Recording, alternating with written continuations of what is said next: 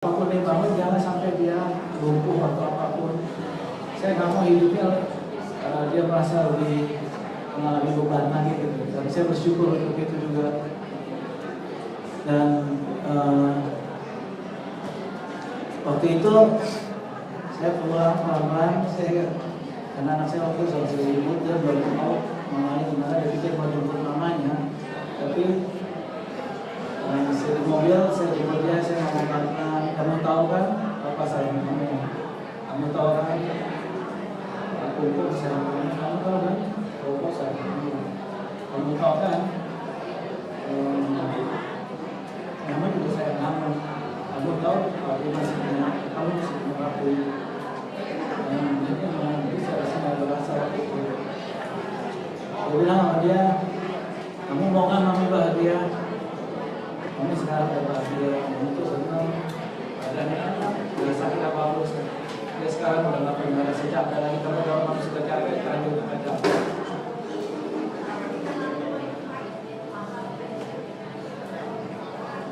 Dan waktu kami sampai rumah sakit, juga ada saudara kami dia sudah bersama Yesus bersama kami nangis. Saya bilang, tapi saya bilang sama dia, saya peluk dia, saya bilang kepada dia, kita yang akan datang kepada mami nanti waktu kamu tua, kalau tua kita sama-sama akan bilang di sama-sama di sana. Dan waktu saya mau masuk, dia lihat maminya, dia nyanyi, dia menangis. Saya peluk dia lagi, saya bilang, kamu masih ingat apapun yang terjadi, kamu masih ingat, selalu kamu ingat bahwa mami kamu itu lihat kamu dari surga. Waktu kamu nyanyi, waktu kamu main piano, apapun yang kamu lakukan, mami kamu itu selalu sama-sama kamu. Dia nggak pernah meninggalkan kita. Tapi saya bersyukur dia mulai tenang, dia bilang, sekarang kamu peluk mami, kamu cium dia. Dan saya hanya itu saya bisa berikan nanti saat-saat terakhir ini. Dan dari semua peristiwa itu, saya mau bilang, memang benar kita nggak tahu kabar itu. Karena saya berpikir dia nggak kritis, dan sebenarnya saya mau jemput dia pulang aja.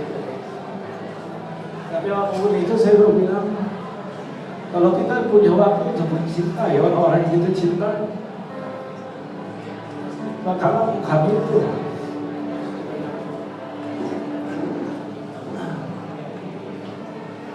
karena kita punya orang-orang berharga dalam hidup kita.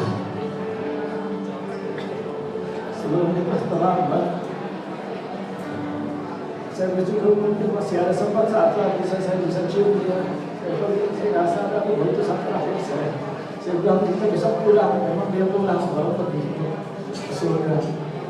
Tapi saya bersyukur saat itu. Saya melihat bahwa dia perlu menderita dalam hidupnya dia semasa hidup dia nggak, waktu mengalami kemarin waktu ada yang datang ke sini pernah sempat bebewan sama istri saya, dia bilang begini, dia juga punya masalah jantung bocor, dia punya 2 lubang. Kemudian dia bilang waktu dia hamil, dia sampai bawa berjalan, dia sampai gelap, sampai hampir mau jatuh. Istri saya nggak mengalami itu, padahal keadaan istri saya sebenarnya lebih parah dari dia setahu saya. Dan kemudian sama saya, dia bisa setiap hidup itu dia masih bisa jalan-jalan. Kayak bulan lalu tuh kami baru dari Bandung jalan-jalan, saya bilang terima kasih Tuhan itu jalan-jalan terakhir dia. Dia itu suka jalan-jalan, dia suka makan orangnya. Dia kemudian kemarin ini saya baru cerita, sebenarnya sahabat saya juga sempat baru dipanggil Tuhan juga. Saya bilang kok bisa begitu, saya sempat kepikiran, saya sedih juga, saya cerita sama dia, ternyata Tuhan belum panggil dia. Tapi kemudian waktu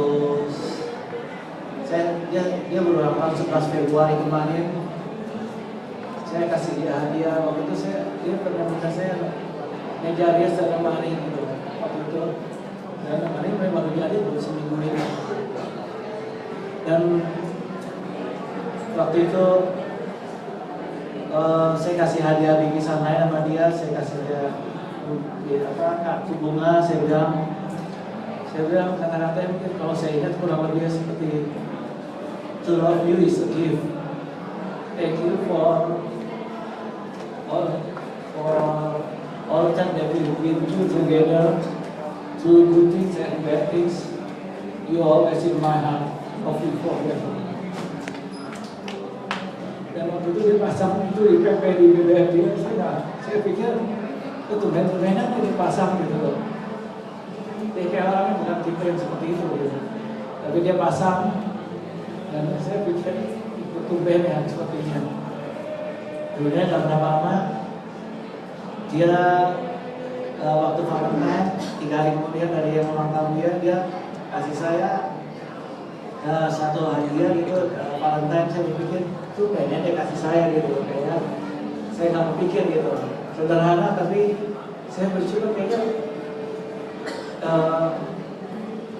dia senang juga gitu kok dia bisa kasih saya gitu.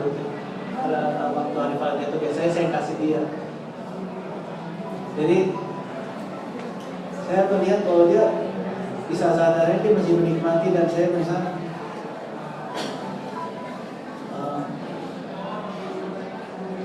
waktu kita tuh sebenarnya berharga gitu. Kita nggak bahkan mungkin nggak tahu. Saya juga nggak berpikir bahwa 13 hari kemudian dia harus pulang gitu. Saya jujur nggak pernah berpikir seperti itu. Nggak pernah terlintas dalam pikiran saya. Tapi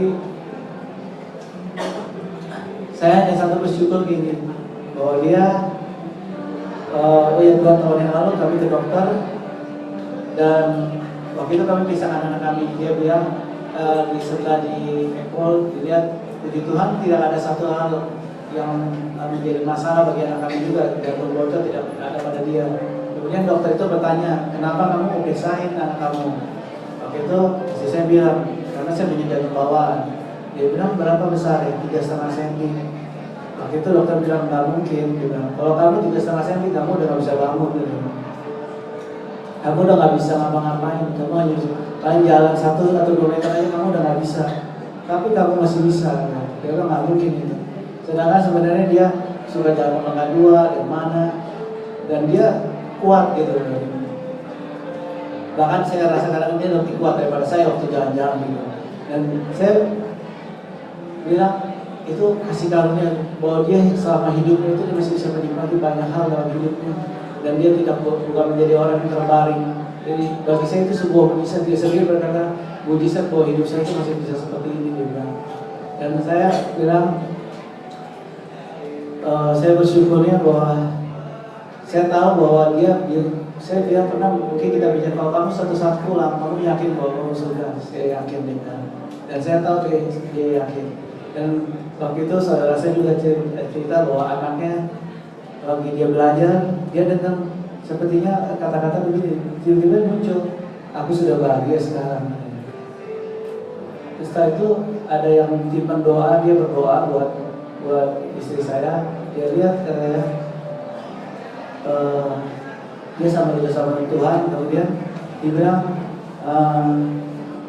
sebenarnya aku kasihan sama suamiku sama istri sama anakku, tapi aku sudah sama bapak sekarang aku merasa bahagia. Dan kemudian dia lihat Tuhan kirim 2 malaikat, satu untuk saya dan satu untuk anak saya. Dan saya bilang itu sebuah berkat buat saya. Itu bagi saya tidak pernah terpikir semua itu karena mungkin dia nggak kasih saya pesan apa-apa sebelumnya. Saya juga nggak terpikir, tapi lewat orang-orang yang saya dengar itu saya berpikir Tuhan terima kasih ya Tuhan. Itu kalau saya nggak pernah dengar semua itu, saya mungkin nggak tahu saya menjalani hari-hari saya itu seperti apa ke depan. Dan itu saya bersyukur. Saya hanya mau ingatkan bahwa maksudnya dari 2 hal yang saya lihat dari hidupnya dia bahwa kalau kita bisa mencintai, lakukan itu yang terbaik. Mungkin kita bisa marah sama pasangan kita atau gimana, atau mungkin ada yang bisa bercerai atau apa saya nggak tahu. Tapi apapun itu kita bersyukurlah untuk saat-saat yang kita punya itu. Dan juga dia yakin dengan apa yang bahwa waktu saat dia pulang, dia tahu kemana dia ada. Dan saya berharap kita semua juga tahu di mana waktu kita pulang kita ada di mana. Dan saya nggak menyesal, saya bukannya, mungkin saya sedih, saya pasti sangat sedih dan pun sempat nangis tadi, tapi satu hal saya tetap bersyukur bahwa saya bisa menerima gitu, karena saya nggak merasa bukan saya nggak bisa menerima, saya tetap bisa menerima bahwa saya memang merasa bahwa inilah yang terbaik buat dia, walaupun saya nggak mengerti. Dan itu